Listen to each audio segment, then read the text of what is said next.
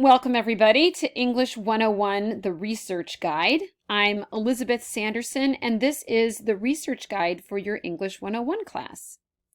So I want to take you through what's inside the guide and give you a little bit of instruction on how to use it.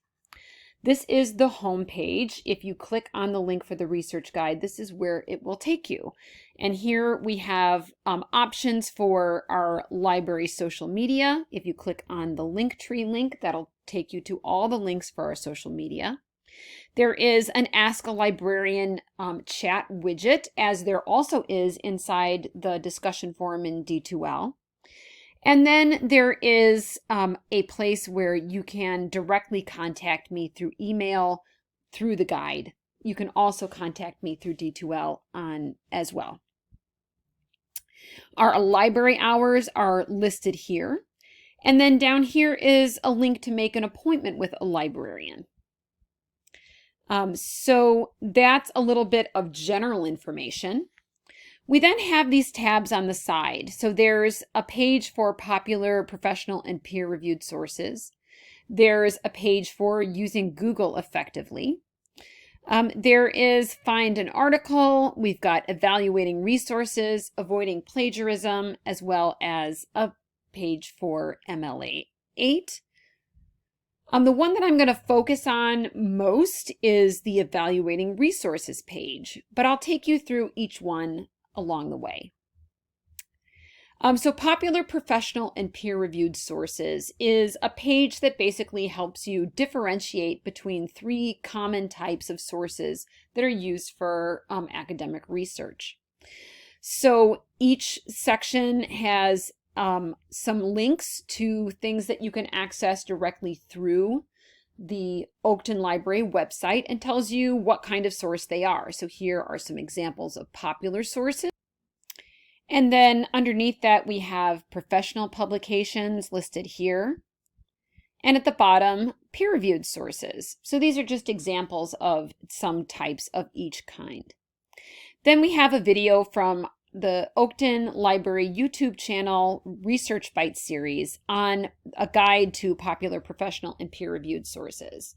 All the Research Bites videos are just a couple minutes long, so maybe somewhere between 1 to 3 minutes, and fast to watch. So if you need more information, these are a really good source for you to use.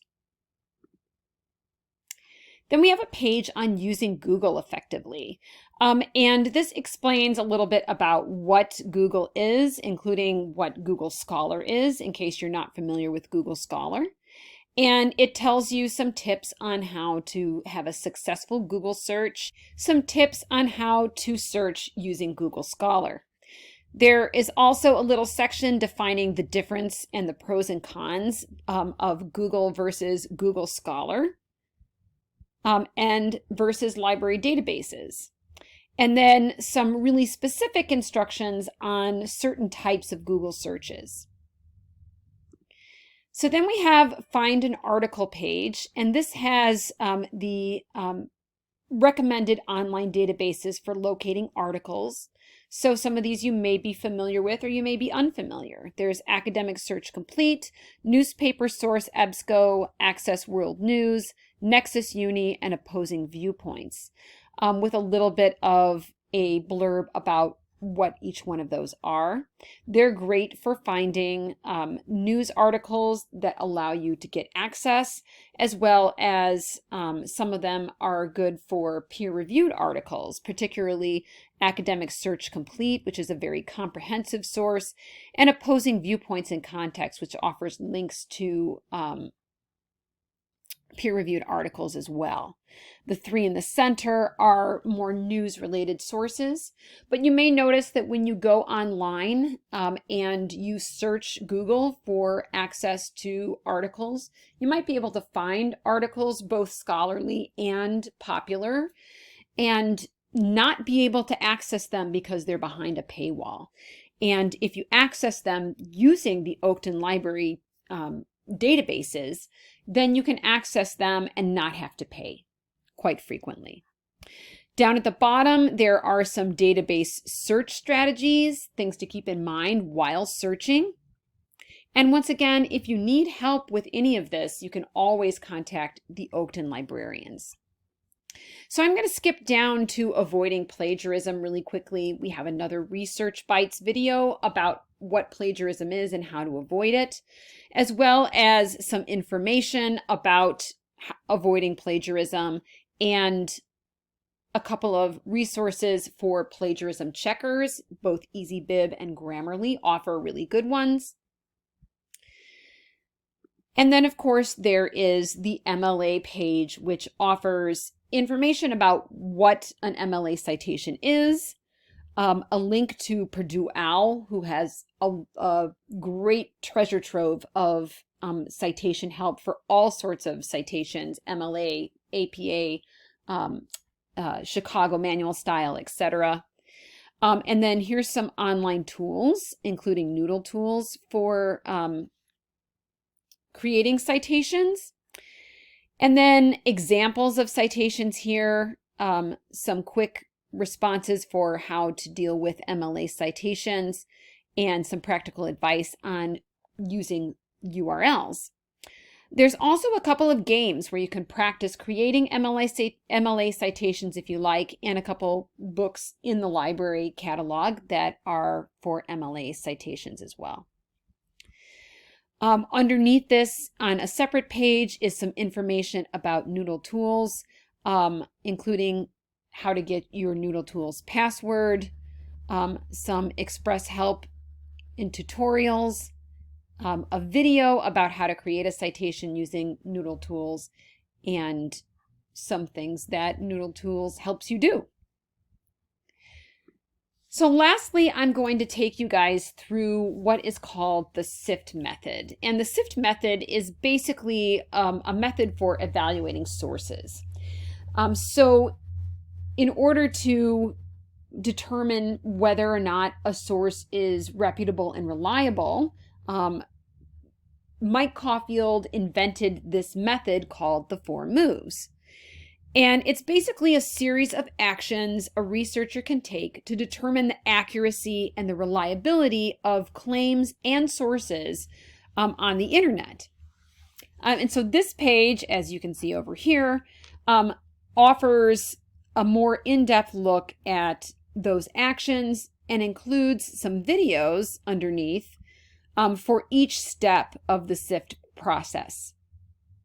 So you can access those directly here and review them. These are the basic steps. Stop. Are you familiar with this source? Investigate the source. Check a fact checker site for information on the source's credibility and reputation. Find the original source. Is this the first source to write about this information? Or is there a link inside the source that will take you back to the original article or a citation? And then lastly, create a network of trusted sources that you can rely on for accuracy and fact checking. So that's the method. And underneath here, this is the activity that you're going to be doing for this class. And I'm going to show you that in a second. But then I'm also going to show you, these are some fact-checking organizations and websites listed here. They are linked directly with a little blurb underneath explaining what they are. And then here are some Sift resources. First is Check Please Starter Course, and that's a short course that's a little bit more in-depth than what's on this page. And underneath is Web Literacy for Student Fact Checkers, which is linked to Mike Caulfield's book. So those are all available for you in case you're interested in getting more information. All right, so I'm going to show you really quickly how to enter the activity and what that looks like. So it says, hello English 101 students. Today you're going to learn how to use the Sift method of evaluating articles. Before you begin this activity, watch the short Sift video tutorials and look through the materials in the Evaluating Resources page. So if you're watching this video, that means that you've gone through and looked at those at least a little bit, and you might want to take some time and explore some of the links. Once you're done though, if you want to, you can go ahead and click on the activity. You don't necessarily have to watch those videos first, and I'll show you why in just a second. Although you can. and feel free to in advance. All right, so we're going to go ahead and click on Begin. And this opens the questions. And you'll note that each one of these questions has the attached video that it's relevant to. So you're going to go through and answer those questions after watching the videos. And then once you've gone through those video steps and watched the videos and answered the questions, there are a couple of opportunities for you to use the Sift method. And so you're going to go ahead and go through the steps process here and investigate the claim that's listed here. And you can link to the article either through this side or in the question itself. And then lastly, we have the Sift method, and you're going to read this article and then answer this question about who the carbon brief are and is this information widely known. And then once you're done, you go ahead and submit. And then there's an opportunity to email the results, how you did on this activity, to myself and your professor, if you would like to. Okay, it does demonstrate that you've completed the activity. So the last thing that I'm going to show you, this is the Oakton Library website, which is at oakton.edu/library/. So I'm just going to show you really quickly. This is where you can access all of the library's resources. There is some information about how to get your library card or OWL ID. Information for online students, which is also linked inside the helpful links page in the discussion forum. This is Ask a Librarian, so you can talk to a librarian here, and this is to contact us using email or messaging. There's also links to finding research guides, finding citation help, and government information. So in as well as workshops and events. So if you want to access any of this information, it's all available to you. And some of the links inside your discussion forum on the D2L page will take you to these same places.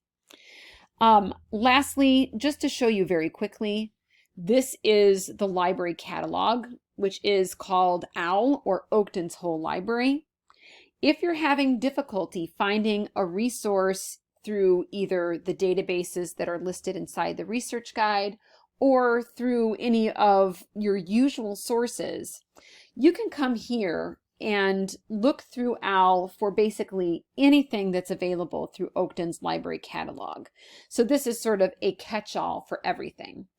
The only disadvantage to searching here versus searching directly in the databases is that because you're searching everything, as is the case when you search Google, you get all sorts of results back.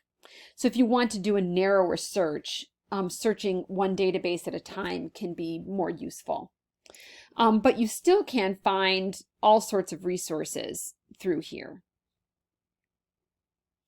So if you have any further questions about how to access anything here, feel free to reach out to me or to Ask a Librarian.